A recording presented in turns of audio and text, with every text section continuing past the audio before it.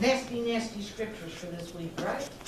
Amen. Everybody can agree with me, because I've been struggling with them all week long. Starting early on Monday, and continuing the entire week. Scriptures are something that should talk to us. Each of us should get something different out of it. We've been going over it in our Sunday school class and talking about reading the Bible, and I love honesty, I really do. And there's one member of my class that says, I just don't like it. I don't like to read it. Just can't do that. And I keep saying to them, try again, try again, try again. Because I do believe this book has something to say to each and every one of us. I love the way Julie puts it. Scriptures open the heart. They're part of the heart. They're part of what makes us who we are. Sometimes the scriptures do some very different things for us. Moses was giving the people of his time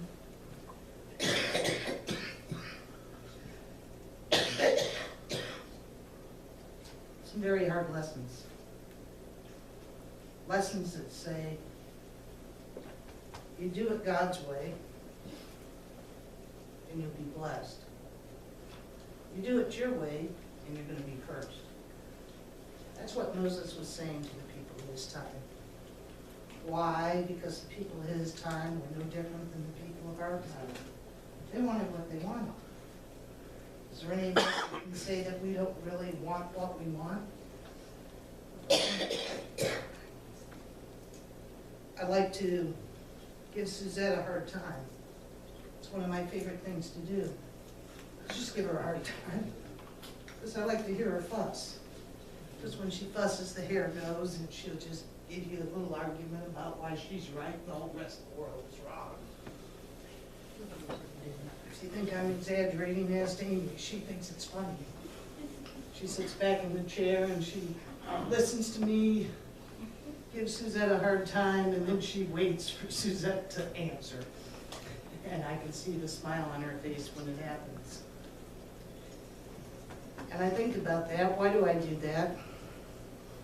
One thing is I like to challenge Suzette to stand up for herself, to stand up for what she believes. When I first met her, she was scared to death. Scared to death that if she voiced her own opinion, that somebody was going to hurt her. Well, I personally don't believe that. I believe you can voice your own opinion and get away with it. So I love it when she gets angry and she voices her own opinion, and I laugh at her, because that just makes her look madder. But it's still something I like to do, because I watch her grow. And growing is what Paul was talking to us about. That we're all part of God's world, and it's our job to grow. Grow in different aspects. Grow in different things. Some of us are very good at what we do for a living. Some of us just do what we do to make a living. Doesn't matter if we're really good at it or not, we still do it.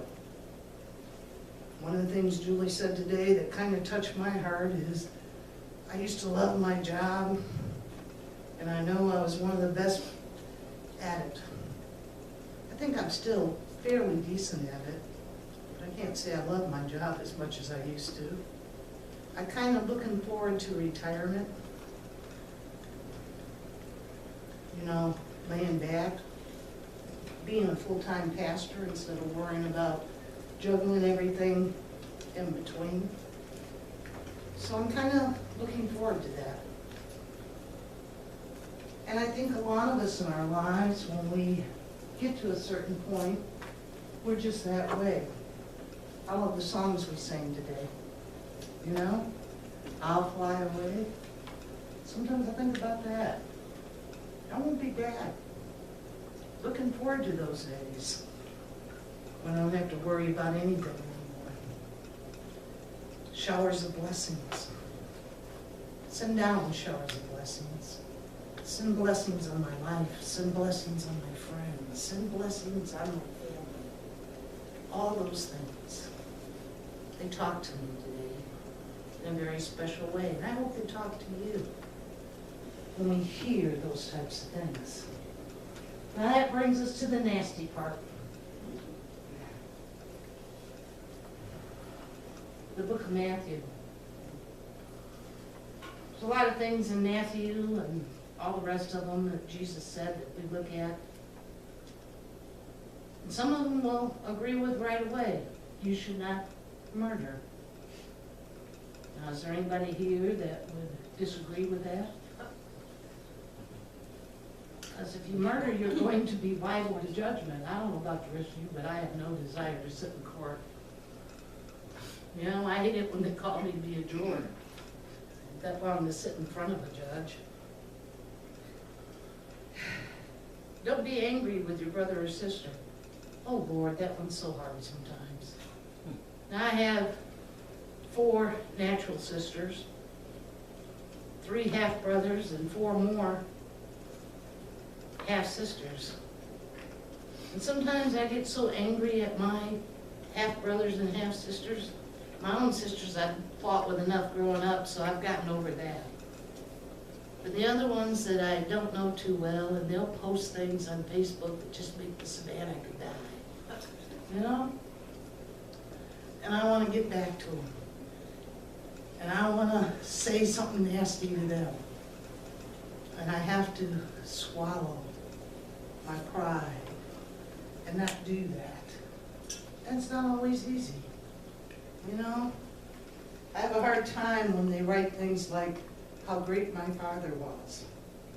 When I want to write back, it says, yeah, maybe with you, but you know, he left us and we starved for 2 weeks. You know, one of my favorite things that one of them wrote is, you can't call me a bee because my mom and dad were married. I wanted to write back and say, that's what you think. My mother and father never got divorced, so you couldn't have been. But I wasn't allowed to do that. Because why pop their roles? You know? Why hurt them? And all of us have to think about that. Why hurt them? Instead, I had to learn to say, thank you, God, for letting my father be a good father to them, and raising them and staying with them. Sometimes it's jealousy, because you see, I wish that's what would happen with us. I think of the other things, calling people names. You know, and it says here, just don't call somebody a fool, because then you're liable to the hell fires.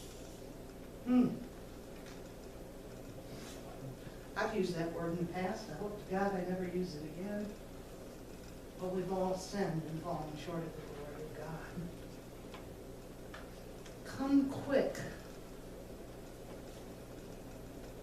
This is the one I think that really talks to it all. Come quick to agreement with those that accuse you. And what does that mean? If we read the rest of it, it's going to talk about committing adultery. We look at a woman with lust in our eyes. Jimmy Carter was famous for saying that.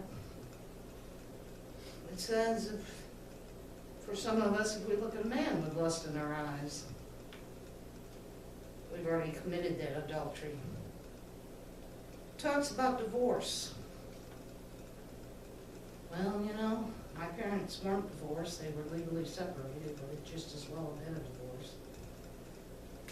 I got a divorce from my husband. My partner got a divorce from hers. I know how it hurts. And I think we all need to remember that, how it hurts. And we need to learn to work on our relationships and become better at them. It talks about if there's a part of me. And there was a reason for this divorce thing that Jesus was talking about, because when we got a divorce, we left the other one hurting. You know, if a man divorced a woman then, that woman had no way of making a living. She even lost her children. Because, see, everything belonged to the man. So what were you doing? Absolutely nothing but hurting that woman. Now think about it. What happens in divorces nowadays? We hurt each other. And I think what Jesus was trying to tell us is none of us have a right to hurt each other. And when we do it, we need to say, I'm sorry. I did this because I had to, but I'm sorry if I caused you pain. And sometimes we forget those special words. Those words of, I'm sorry. You know, there used to be a cartoon that said, love means you never have to say, I'm sorry. Well, I got news for you. That cartoon is full of crap. Part of loving is learning to say, I'm sorry. I'm sorry I brought hurt upon you. I'm sorry I caused this. These are my reasons that I did whatever, and I need your forgiveness. 90% of us can't give you any reasons for why we do things. Suzette accuses me, and she's completely right about it, that one of the problems I have is if I blow up and I get mad at you, I can tell you everything you ever did to me from the time I was born until the end of my 65 plus years. Can't let nothing die, can't let it go away. Guess what, folks? We need to get over it. Part of being a human being is to be hurt. Jesus showed us the way. He was the one that was called the names. He was the one that was physically abused. Why, he was the one nailed to the cross. And the last thing he said is, God, forgive them, for they know not what they do. Sometimes we as human beings need to realize what we do hurt other people. What we do is important. And what we need to learn to say is, I'm sorry if I hurt you. Oh, not everything we do is ever going to be perfect and ever make anybody happy. I don't know about you, but I'll rejoice this week when I read that Kentucky had to now recognize all people's marriages. I sent it to all the folks here at church that I had their email addresses for. And one of them, I won't mention names where we live, wrote back, hooray! Only word she said. Think about it. Think about the other folks out there that are saying we're ruining the world. Are we willing to forgive them and move on? Jesus had a lot to say to us in this particular verse. He talked to us about removing those members that cause us to sin. He used words that I find hard to do. I don't know about all of you, but even when they do those eye exams and they put eye drops in your eyes, they almost have to hold me down to do it, so I could not possibly imagine somebody plucking my eye out. I think about that. If your right hand causes you to sin, cut it off. I don't know about you all, but I'm right-handed. I'm not sure how I'd do anything without that little thing. Yeah. So we got to think about all those things. What Jesus was really telling us is that if you sin, ask forgiveness, straighten it out. Look at ourselves. Look at ourselves. Look at what's wrong with ourselves. Oh, Lord, but preacher, you're a preacher, so nothing's wrong with you. I wish that was true. But look at ourselves.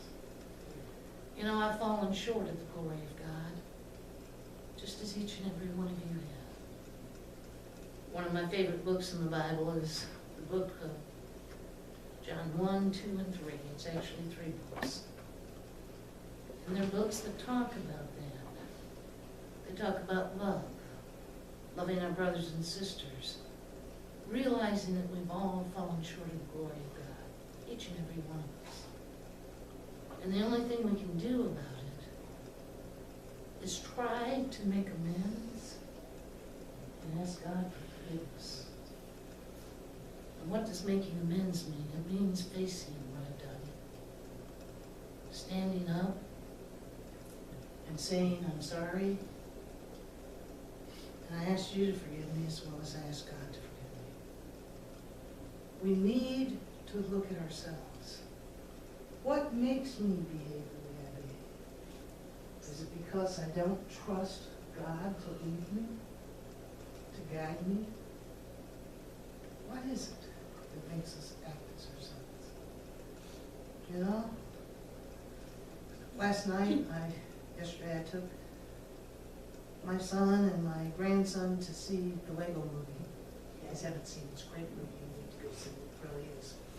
I like the 3D effect of these things flying in my face. But